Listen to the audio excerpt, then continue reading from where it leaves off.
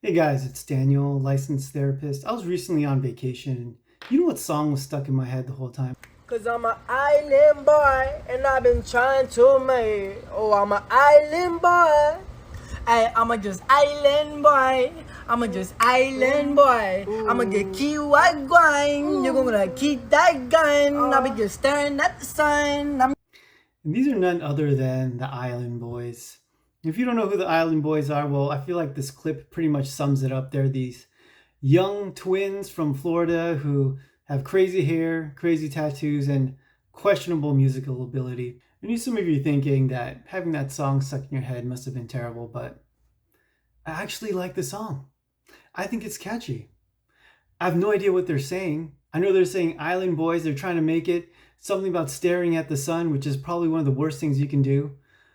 But I like it. And there's been a bit of news recently about the Island Boys. They actually came out as gay, which I don't think was a surprise to anybody. But they did have this one post on social media where they're kissing each other. And let me remind you, they're brothers. I did watch it and my stomach turned and I got nauseous. So I suggest if that stuff bothers you, don't watch it. But if you're curious and you're okay with that, you can find it. But I know a lot of you guys look at the Island Boys with their crazy hair tattoos and their questionable musical ability, and you say, Daniel, how did these guys exist? Well, that's why your guy is here. The pro, here to help you make sense of the Island Boys and explain how two human beings can end up like this.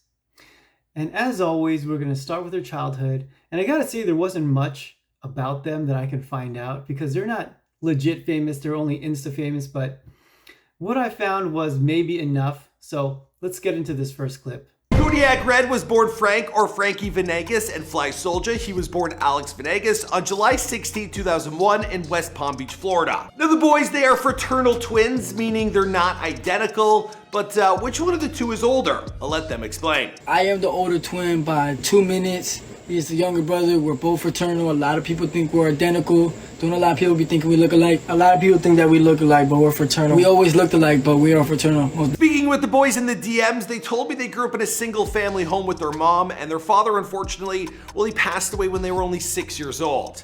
Now, they spoke more in detail about this in that interview I did with them. Our dad died at like around when we was 5 or 6, so she was raising us like our whole life, you know, playing both father and mother. But what's it called? We take care of her now. Now, previous to the grills, the face tattoos, and the sideshow bob hair, well, these boys, they actually look like sweet little kids. There's some throwback videos of them just sitting in class. They look like your average dude. But they quickly got into trouble. We're talking tattoos as young as 12 years old. They got arrested for the first time at 13 for robberies and burglaries. And at one point, well, they got sent away for 18 months to different juvenile prisons. So this isn't an incredibly detailed biography by any means, but I feel like we have enough here. Let's go over some of the facts. By age 6, their dad has passed away. By age 12, they're getting their first tattoos. And by age 13, they're committing some serious crimes. So even those few facts lets me know a tremendous amount of stuff. They grew up in a single family household. They probably were neglected and weren't given much attention. No one ever sat them down and said, what are you doing? No way can you get a tattoo at 12 years old.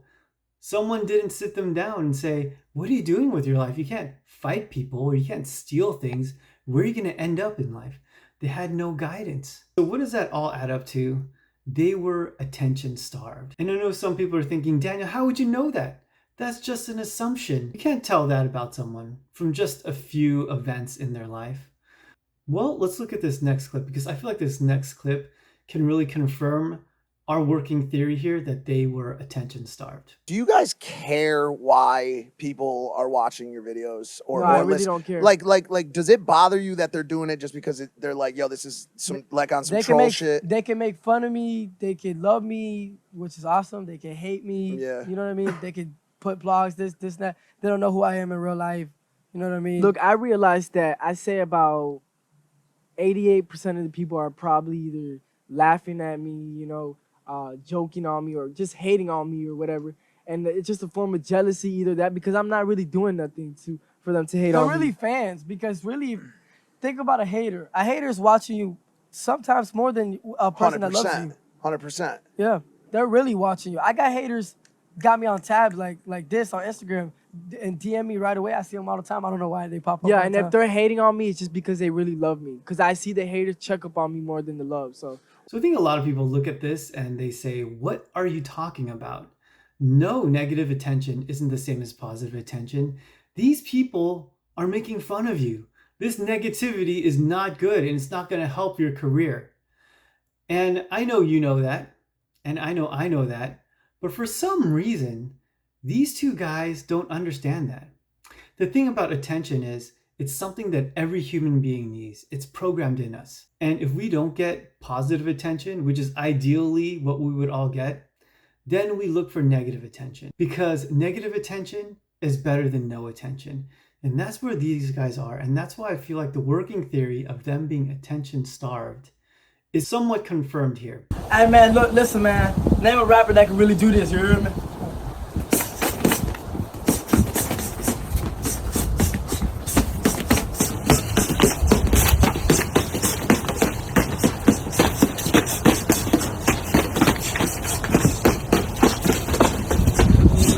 Okay. Uppercut.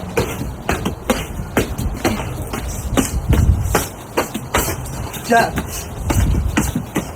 Guys, this is my blue belt.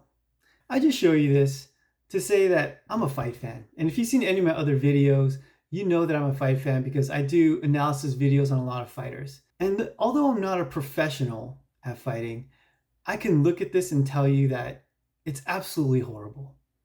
It's bad. These guys have no idea how to fight, and I wouldn't be surprised if this is the first time these guys are picking up gloves. Maybe they found them, maybe they just ordered them from Amazon just to have fun, but this is not something to be proud of. But for some reason, they're posting it out there on Instagram as if they're so proud of it. And so what does that tell us about what they're thinking and their mentality? Well, it tells me that these guys lack a level of awareness of how they appear out there in the world. They don't understand that people are going to make fun of them for this. And they're posting it out there like they're really proud of it. So to me, that is a deficit. It's like a handicap, as if they have no ability to really have that understanding of how they're perceived by people. And if that is the case, I find it difficult to make fun of them. Although there are plenty of people that do. You can find this clip on YouTube, read the comments. I doubt you'll find one single positive one. But let's watch another clip. I feel like this next clip gives us a lot more context and we can learn a lot more. I sold my soul. You understand what I'm saying? And ever since I sold my soul, I haven't been happy ever since. You know what I'm saying? Yo, man. I had to do it because I was trying to make it, like, you feel me? Like, and as if when I was selling my soul, like, there was things that I could sacrifice about and stuff like that, and I sacrificed myself.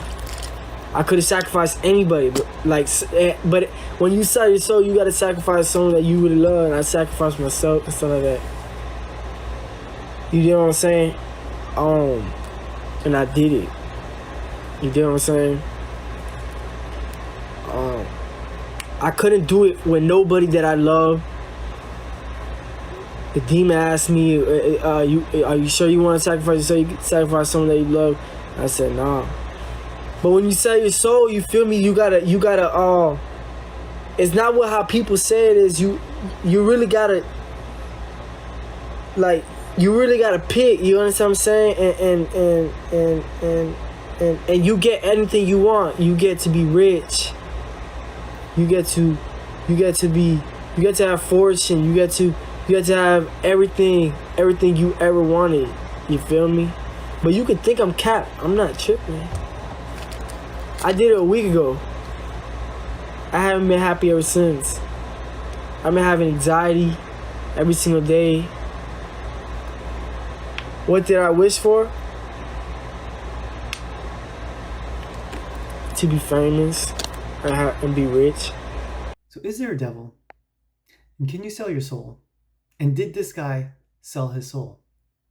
You're not here to get that answer from me. You're here to try and understand what is going on with this person. I am 100% convinced that he believes that he sold his soul. And you can see the regret and the lament and the fact that he didn't want to do it. But the thing is, he did do it. And he did it because what did he want? He wanted fame, which is attention, and money. And money can mean so many different things to so many different people. What does it mean for him? Well, it looks like he's flaunting his money, so it could also be a form of attention. And the fact that he did something that he really didn't want to do in order to get fame and money, aka attention, really confirms our theory that he is attention starved. I feel like what he's doing is he's trying to fill a hole, an emotional hole, a deficit that he somehow attained during life. And if he gets enough money, if he gets enough attention, if he gets enough fame, then maybe he'll feel better about himself. At the end of the day, I do not feel like this guy or these guys feel good about themselves. I don't think that they value themselves. And once again, from that clip of the boxing, I don't think that they understand what is going on in the outside world and what people think about them. And that leads me to the one last thing I want to check out, which is the YouTube comments on the original Island Boys rap. So let's get into it. The top comment here says, "You guys are so brave, don't give up. Whatever disease you have, you can beat it." I gotta admit, that's funny, but you could tell that they're making fun of them, right? The next highest comment is, "Make sure this is playing at my funeral so everyone will be jealous of me being the one in the casket." Ouch. It goes on and on. You can read the comment, but like I said about the other video, you will not find one positive comment. It seems popular to really bash on the Island Boys, and I get it. You look at these guys and there is a lot to bash and make fun of. But I want to challenge you guys because I don't see the Island Boys like that. I see these guys and I see neglected kids. I see hurt kids. I see people starved looking for attention. And I see maybe even depression, anxiety, a diminished sense of self or self-worth or self-value. So I look at the Island Boys with compassion. I feel bad for them. I feel sad for them. If you have anything you want me to react to, leave it in the comments down there. Thanks for watching again. See you next time.